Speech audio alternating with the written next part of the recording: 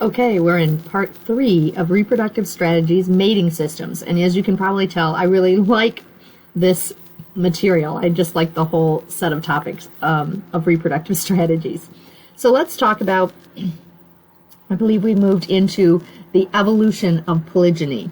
So I'm going to set up my slide here. So we've talked about the different kinds of mating systems that are out there, and a lot of research has been done on the evolution of a particular mating system in a species or in species in general. In particular, the evolution of polygyny. When does selection favor polygyny? And researchers have come up with several ideas about when selection favors polygyny. Two of them include the following. So here's one example.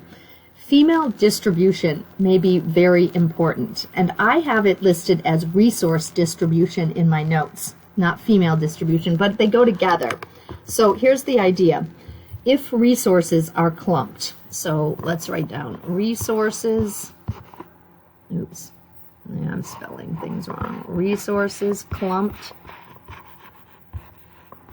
If resources are clumped together, that leads to females being clumped, trying to follow the resources, if you will, right? Females get clumped together, so you get females in close association because they are all needing to get the resources so that they can survive and breed successfully, right? And when females become clumped, then a male tracks the distribution patterns of females, right? So a male then can successfully defend a group of females. Male can defend a group of females, right, that are clumped together. You know, you can have a male trying to defend them. If the resources are widely spaced out, then the female distribution becomes widely spaced, and a male cannot successfully defend a big cluster of females. And so it looks like resource distribution, female distribution influence the evolution of polygyny. Polygyny would evolve when resources are clumped, when females are clumped. Males can successfully defend them. I have an example here of seal populations. Seal populations, if you've ever seen a picture of a seal, you've probably seen a picture of 100 seals, because they're always together, right, in these big, huge, clumped distribution. That's a place where we might expect polygyny to be, and it is. Large males defend harems of females because females are clumped by their resources. Okay, let's talk about a second example of why perhaps polygyny evolves. This is called the polygyny threshold model, and I hope you can see the diagram here. You can see it in your notes for sure. This is, researchers believe, a really powerful explanation for the occurrence of polygyny, and it assumes that polygyny is costly to females. Okay? If you want to check out the graph at the bottom, the graph at the bottom focuses on a female's fitness, right? Female's fitness on the y-axis, male territory quality on the x-axis. What's going on? Well, monogamous females should, under any male territory quality, should do better than polygynous females. That's the assumption, that female that's not sharing a male with another female will have higher fitness, will be able to breed more successfully, whatever over any male territory quality.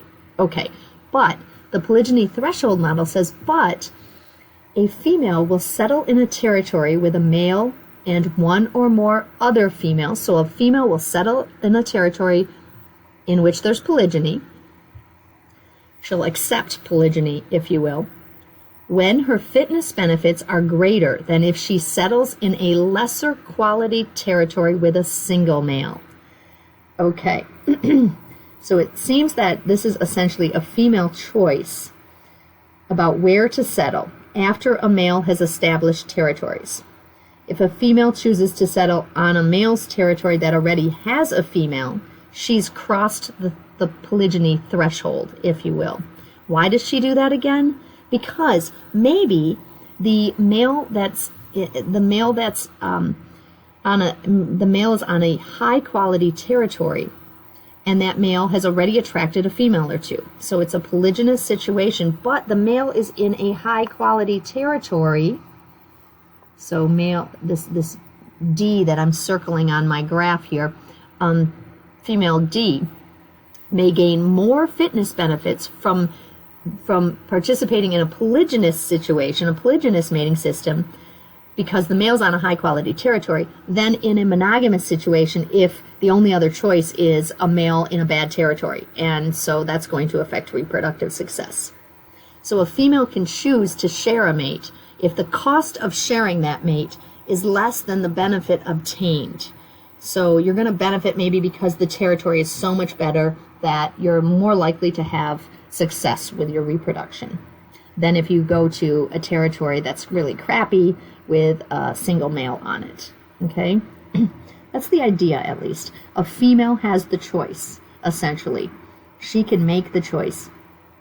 And this research, we'll talk about an example of this, but it's also mentioned in Mother Nature. And it's cited, this polygyny threshold model is cited often as a reason why polygyny has been over our evolutionary history so common in the human population. And it says essentially females are smart. They're making choices to settle with a male in a polygynous relationship already because they have more resources. They have more power. They have more resources. Their offspring, therefore, are going to do better. Mother Nature's author, Hardy, suggests that females don't always have much of a choice. Clearly, in this diagram, being monogamous is the best choice for a female when a male's territory or male's resources are equal. But a female may be stuck with a bad choice. A bad choice between going to a polygynous situation instead of a monogamous one because she is essentially forced to make that choice because of the patriarchal society in which she lives, or it's the only choice that makes sense with respect to reproductive success. It's not really a choice then. Okay, because given identical resources, females should prefer monogamous situations every time, right? All right, so what conditions would favor polygyny? If you've got this nice little graph, what conditions would favor polygyny? Well, if male's territory varies a lot. If the quality of the territory could be really low or could be really high. In other words, if resources are patchily distributed, here's a really good area and one male hogs it. Here's a really bad area right next to it and that other male gets it. If there's patchily distributed resources, then you might see an attraction toward, or an evolution toward polygyny, an attraction toward that set of resources. So females will settle on a polygynous territory that's of high quality, that has all those good resources. At least that's what I think. So let's look at an example of research done to test the polygyny threshold model. And this research was done in red-winged blackbirds. And if you've ever been out and about in the spring, early summer, near any wet, marshy areas, you might have been dive bombed by red-winged blackbirds. I used to live with my parents near Spring Lake, Michigan, and every time I went for a run, I just like, oh no, here come the blackbird, here come the red-winged blackbirds. You feel like, oh no, they're going to kill me. They didn't kill me, but they do dive bomb you. They love to live in territories near water, all right? And what happens in this species is the males will come in and establish a territory by water, if possible at all. And then the females will move in to the territories, and she'll select a male and a territory in which to breed and raise her young. Now, previous research had shown that females prefer unmated males. When given a choice of equal quality territories, she prefers an unmated male. All right? But females also prefer territories with nesting sites over water. That's probably going to protect their young from raccoons and other opossums and things like that, right? So females prefer nesting over water and unmated males. Okay, now that's the setup. Now Pribble and Searcy in 2001 set up a test of the polygyny threshold model by giving females a choice. Okay? So here's what they did.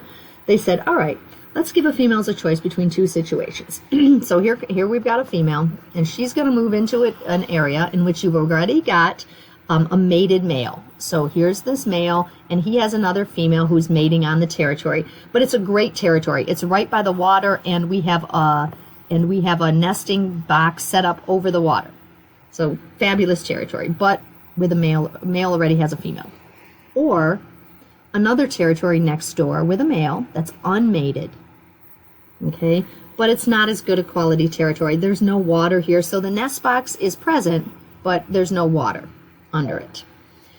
And the question is, which would she prefer? So in both of these territories, they kept setting them up so that this poor male over here, they kept removing any females who came to the territory, removing the females, so we'd always have the same choice. Okay. They studied this situation multiple times. They tested 14 females and asked, where did she end up settling? In 12 of the 14 times, the new female settled in the mated male's territory and made a nest on the nesting platform above the water. Okay? She made the choice. She passed that polygyny threshold, if you will. She compared the benefits of nesting in open water versus the cost of nesting in a polygynous territory. She weighed those costs and made that decision to, in fact, enter that polygynous threshold, enter polygyny as the mating system. Now, that's a pretty interesting test, and it's essentially the best choices of the options available. And I think that's something to be aware of. This doesn't seem like the best choice for a female. The best choice for a female would be mating in the best territory with one male, period. Okay? But in the situation she's given, she makes the best of the two choices, if you will. And that maybe is how polygyny evolved so many times in so many animals. What about humans? And this is chapter 10 material. Is a fraction of a father ever preferred over a full father? Right? Is a fraction of a father. In other words, is polygyny ever preferred over a full father? I want you to do some reading about mating systems in humans by reading all of chapter 10 and addressing questions that I've set up for you to do. And these are fair game for the next test. I think you'll find this chapter really interesting, so I hope you enjoy reading it and thinking about the evolution of mating systems in humans, and thinking about how it compares to what you've learned about in this lecture. And then finally, and we've already touched on this, there are sometimes within a single population multiple mating systems happening at the same time. The dunnocks are apparently crazily plastic in their mating systems. And interestingly, back in the day, the dunnock lives in England. I'm sorry, yeah, in the UK. And apparently, a while back, they were cited as being such a good example of a monogamous relationship. They were upheld as like this great example of monogamy. And then researchers found out like the real truth.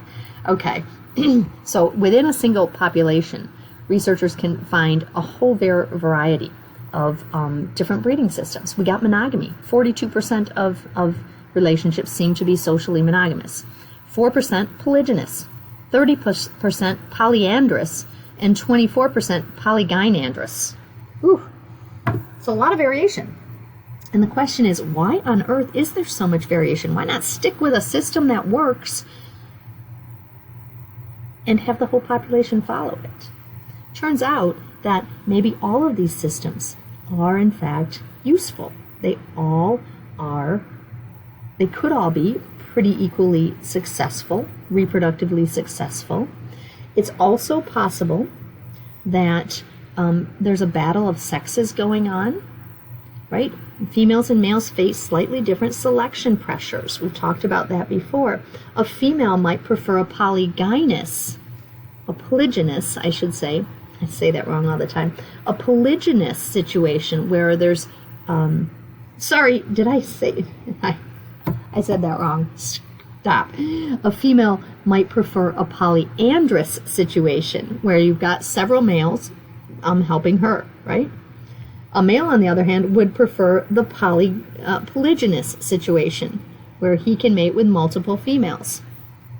And so the selection, the males and females face different selective pressures, and their selection would be, for these mating systems, would be almost reversed.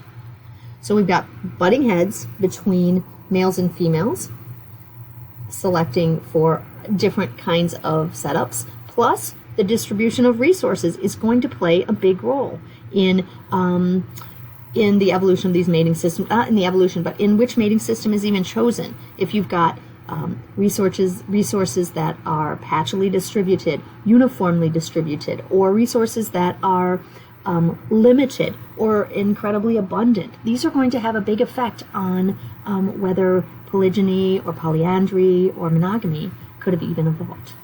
Okay? And I think that's it. This is just a set of review questions, and so I hope you enjoyed this lecture. We will move on from here. Thanks.